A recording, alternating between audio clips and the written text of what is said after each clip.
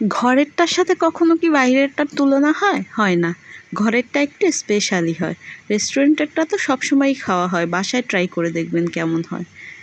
আজকের রেসিপিতে আমার লাগছে হচ্ছে চিকেন কুচি করে নিয়েছি আমি, বুকের মাংস, আর হচ্ছে সস দিয়েছি।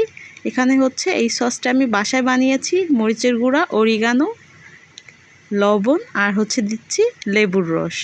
এটা দেওয়ার পরে আর একটু আদা রসুনের পেস্ট দিচ্ছি।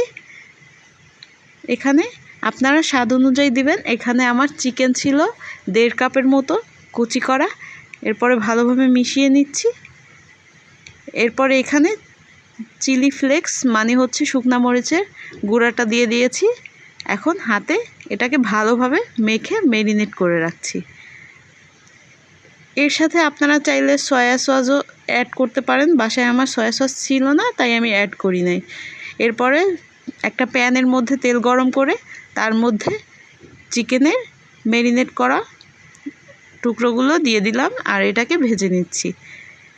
ভেজে নেওয়া হয়ে গেছে, 5-7 মিনিট ভেজে নিয়েছি আমি, সিদ্ধ হয়ে গিয়েছে। এখন এখানে নিয়েছি 1 কাপ ময়দা, লবণ, আর হচ্ছে 1 চা চামচ ইস্ট। এখন হাতের সাহায্যে ভালোভাবে মথে মথে মিশিয়ে নিচ্ছি ময়দার সাথে। এরপরে এখানে কুসুম গরম পানি নিয়ে নিচ্ছি আমি।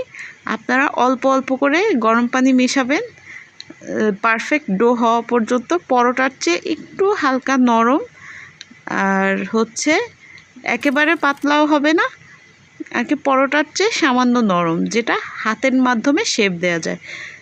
রুটি বেলার বেলুন ফিরি কিছুই লাগবে না এই শেপটা দেওয়ার জন্য। আপনারা নিশ্চয়ই এতক্ষণে বুঝে গিয়েছেন আমি হচ্ছে পিৎজা বানাচ্ছি, আর পিৎজাটা আমি হাতের সাহায্যেই শেপ দিচ্ছি।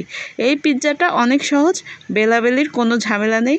যেহেতু পেটেই যাবে তাই পারফেক্টলি গোল না হলেও সমস্যা নেই। বাসায় তো তৈরি করছি, তাই না? বাসায় নিজেরা খাওয়ার জন্য। এখন আমি কাঁটা চামচের সাহায্যে ছিদ্র করে দিচ্ছি যাতে সসটা দেওয়ার পরে ভালোভাবে ভেতর পর্যন্ত যায় ফ্লেভারটা। আমি এই সসটা বাসায় বানিয়েছি, পিৎজা সস। আপনারা যদি চান কমেন্ট করতে পারেন, আমি রেসিপি শেয়ার করব। এরপরে এখানে ইয়েলো কালারের ক্যাপসিকাম দিয়ে দিয়েছি আর হচ্ছে লাল ক্যাপসিকাম।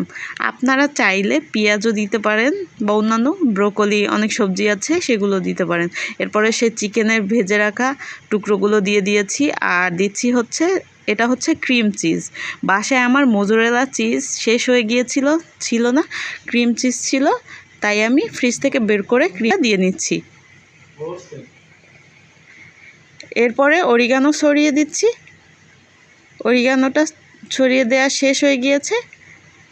এরপরে ঢাকনা দিয়ে এটাকে বেক করতে বসিয়ে দিচ্ছি চুলায়। আমাদের ওভেন নাই, তাই আমরা চুলায় বেক করব। ওভেন থাকলে আপনারা ওভেনে করে নেবেন। চুলায় আমি 20 মিনিট বেক করেছি, আমার পিৎজাটা রেডি হয়ে গিয়েছে। পিৎজাটার স্বাদ কিন্তু কোনো অংশে রেস্টুরেন্টের থেকে কম হয়নি। রেসিপিটি ভালো লাগলে আপনারা চাইলে শেয়ার করে দিতে পারেন।